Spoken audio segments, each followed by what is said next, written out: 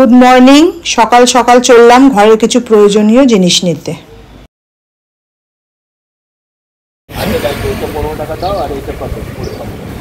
কি হলো আজকে তোমাকে ফোন লাগছে না কেন তোমার?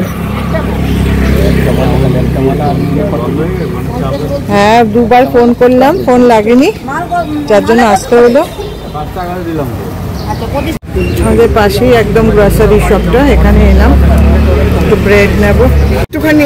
আমি যে ব্রাউন ব্রেডটা নিই ওটা দিয়ে নেই, কিছু পাওয়া যায়, সেটা সবচেয়ে ভালো। ব্রাউন আচ্ছা, এটা একদম আমাদের রেগুলারের একটা জায়গা, রোজ এখানেই আসতে হয়, ডেলি লাইফস্টাইল।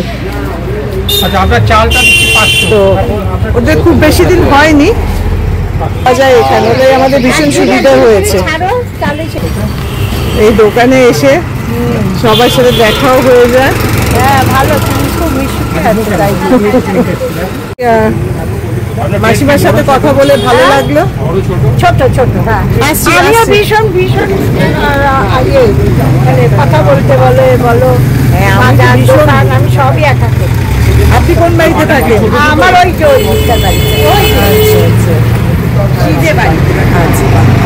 ঠিক আছে, ভালো লাগলো। ফার্স্ট ব্যাঙ্গালোর। ট্রেন থেকে নামার পর আমরা গেস্ট হাউসে উঠেছি, প্রচন্ড খিদে পেয়েছে, দুপুরের লাঞ্চ। এবার যে গেস্ট হাউসে গেছি বলছে अभी तो कुछ खाना नहीं है, क्या है, you will get only rice। বাস ঠিক আছে, ওকে অর্ডার রাইস। এবার রাইস খাওয়ার পর এবার রাইসের সাথে আমরা যেমন জানি তরকারি ডাল ফল এসব দেবে, কিছু নেই আমাদের যেরকম। উনি আমাকে ভালো ভাত এবং এত বড় একটা সাম্বার দিয়ে দিল। বলছে আমি চাইলাম দাদা আর कुछ है, बोल रही no egg no fish no etcetera, only the sambar is available here. Okay, thank you. আপনি বিশ্বাস করবেন না, এত খিদে পেটে ছিল আর ওই সাম্বার এত টেস্টফুল, ওই ভাত মেখে আমি সাম্বার কম করা যাবে। এটা তো আমার মেয়ে মুন রোজই খায়, সাম্বার আর রাইস। কি করা যাবে, যেখানে যেরকম সেটা তো মেনে নিতেই হবে। Sambar very good. কাজু কত? বৃহস্পতিবারের সব ঠাকুরের জিনিসপত্র ফুলের সঙ্গে যা যা লাগে নিয়ে নিলাম। একটু সবজি কিনে নিচ্ছি, ফুলকপি আর পালং শাক। নিচে এলে মোটামুটি সবই পাওয়া যায়। এই ফুলকপিটা একটু দেখিয়ে দাও তো, ওটা ঠিকঠাক আছে তো? আচ্ছা, কোনো দাগ নেই তো? ঠিক আছে। পালং শাক কত দিচ্ছ? 540। বাড়ি এসে গেলাম। মিস্ত্রিরা এসে গেছে, তাই আমি এভাবে সব ঢেকে দিচ্ছি। এই যে ওনারা এসে গেছেন, এখন কাজ শুরু হয়ে গেছে অলরেডি। বাথরুমের অবস্থা দেখো, এই জাস্ট ঘাম হয়েছে।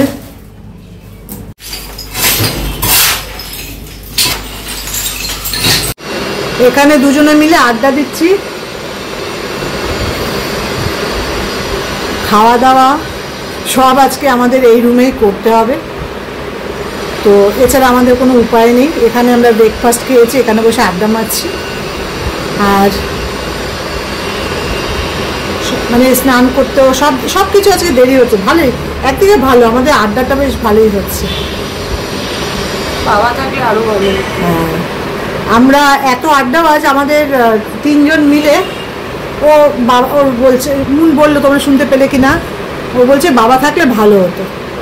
তো আমরা সোমেন এলেও বা আমরা আগেও আমাদের এমন আড্ডা হয়, মানে তখন এরপরে কি খাওয়া হবে তখন আর আমি হয়তো বলি যে একটু রান্না টান্না করতে হবে, এরা দুজনে বসো বসো।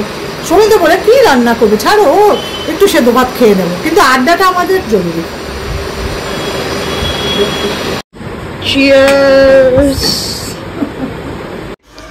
এখন সন্ধ্যে 6:30 বাজে। পুরো বাড়ি পরিষ্কার করে স্নান করে এখন বৃহস্পতিবারের পুজো করছি।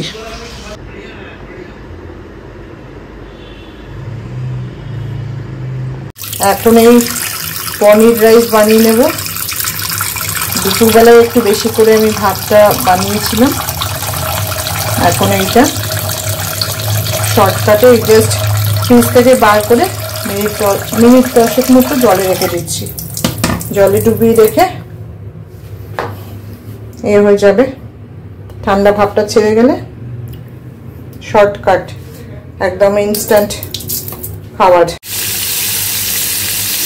একটু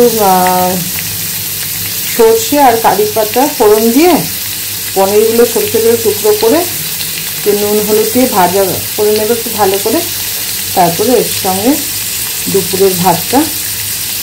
দুপুরের বানানো ওই ভাতটা মিশিয়ে ভালো করে একটু নেড়ে চেড়ে, একটু নুন মিষ্টি আমি দিই না এটাতে, একটু নুন দেখে আর একটু কাঁচা লঙ্কা ছোটো ছোটো টুকরো করে কেটে মিশিয়ে নেব। একটু পাঁপড় ভাজা না একটু স্যালাড দিয়ে খেয়ে নেব। আজ একটু অন্যরকম কিছু করছি, একটু এক্সপেরিমেন্ট করছি। শানের বিরিয়ানি মশলা একটু এর মধ্যে অ্যাড করে দিলাম, দেখা যাক কেমন লাগবে খেতে। কি বানানো হচ্ছে? পুরো শর্টকাট আজকে। বিরিয়ানির মশলার সাথে একটু হলুদও দিয়ে দিই, তারা কালারটা পনির রাইস কিন্তু ওর মধ্যে শানের বিরিয়ানি মশলা ভালো, মাঝে মাঝে এক্সপেরিমেন্ট করা ভালো। কারি পাতা দিয়েছি, সর্ষে দিয়েছি। আমার তো এটা খুব ফেভারিট, ডিনারে মোস্টলি এটাই প্রেফার করি।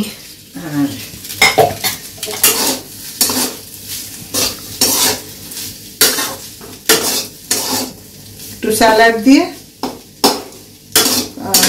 ভালোই লাগবে স্যালাড দিয়ে। আর পাঁপড় আর করবো না, ব্যাস। এটা হচ্ছে শো স্টপার, আমাদের কিচেনের স্টার মানি প্ল্যান্ট। কি করবো, মানি প্ল্যান্ট আমি এত ভালোবাসি না, আমার সব জায়গাতেই মানি প্ল্যান্ট দেখতে পাবে। কিছু করে নেই বাবা, গরম লাগছে। এটা অন করে নাও। কেমন লাগছে, কেমন হয়েছে খেতে? খুব ভালো, শর্টকাট।